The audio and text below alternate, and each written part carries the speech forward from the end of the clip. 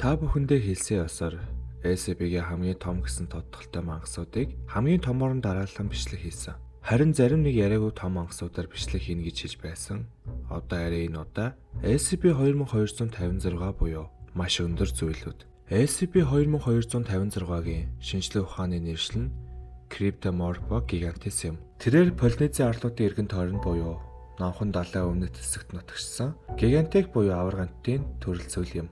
Түүний маш том онцлог шинж нь асар аварга биеэрээ биш, антиметик өнгөлөнд алдах чадвартай гэдгээрээ алдартай. Цөөн хэдэн тооны бүртгэгдсэн төрөл зүйлүүдийн нэг бөгөөд чадвараа ашигласан тохиолдолд хүмүүс анзаарах биш, өндөр мэдрэхүйтэй амьтад хүртэл түүнийг анзаараагүйсээ болж ховрох тохиолдол бишгүй гарсан нь ер бусын. Гэхдээ энэ өнгөлөнд алдах чадвар нь махчин амьтаас зайлсхийхийн тулд үүссэн гэж SCP байгууллагын сангийн эрдэмтэд үздэг юм. Энэ амьтан дэлхий дээр амьдарч байсан хамгийн том амьтан юм.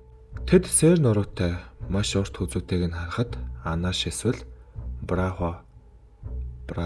За ямар ч байсан брахор заавартай төстэй гэж үзсэн. Энэ уншихад хэцүү амьт нь энэ юм. Энэ амьтны насанд хүрсэн эд үедээ байх үеийн өндөр нь 1000 метрээс дээш хүрдэг бөгөөд түүний биеийн жин 4 тоноос ихгүй. Гэхдээ бодож үзэхэд л яаж ийм том биеийг өнгөлөнд алдж чаддаг байна. Биеийнх нь онцлог уу? Эсвэл хөлнийх нь давхаан онцлогоос шалтгаалаад уу? Тэд живхгүйгээр далайн гадаргуу дээр шууд алхаж чаддаг. Ер нь иймэрхүү биетэй амьтад живж байгаа юм шиг харагдвал хүний нүдэнд амар биш, хөвгчлөлтэй л харагдах байх. SCP-2256 нь далайд ганцаараа эсвэл хоёулаа явдаг. Тэд хураа газар, ялангуяа далайн эргээс 30 км-ийн зайд байрладаг ба 2000-аас дээш хүнтэй арлууд руу ойртох тун дургүй. Ер нь бүрийг хичинхий эсвэл аюулаас өөрсдөө хамгаалах дуртай. Одоо л хамгийн сонирхолтой зүйл эхлэх гэж байна. SCP байгууллагын эрдэмтэд нэгэн зүйлийг олж мэдсэн. Тэр нь юу вэ гэвэл түүнийг дарсан зураг, мэдээлэл, бүр зурсан зураг нь хүртэл хадгалалт эсвэл цаг дарааллын дагуу айжмаар алга болдог байв.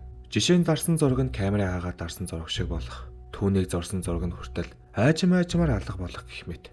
Иймээс зөвхөн түүний талаарх мэдээллийг өргөн цар хүрээнд тайлбарлаж гадаад төрх, хувьсэл, удам ухсаа, биологийн хэв шинж, хооллолт, зан төлөв, дуу хоолой, оюун ухаан, экологийн үүрэг гэх мэт дэлгэрэнгүй мэдээллийг цаас хэлбэрээр SCP байгууллага 19-р талбай 1.53 тоо тайрцагт өндөр хамгаалалтын төвшөнд хадгалдаг болсон юм. SCP-2256 нь Euclid ангилал багтаагч өөрөө устдаж үгүй болсон болохоор тусгай хамгаалалт хадгалах байгууламж идэр шаардлагагүй юм.